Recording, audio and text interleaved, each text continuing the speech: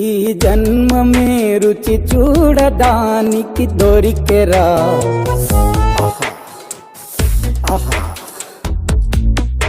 ఈ లోకమే వండి వాచడానికి వేదికరా.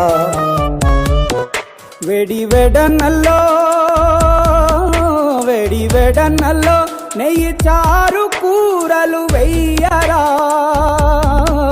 అడ్డ విస్తరిలో 6 రుచులు ఉండగా బ్రతుకు పండుగ చెయ్యరా. ఈ జన్మ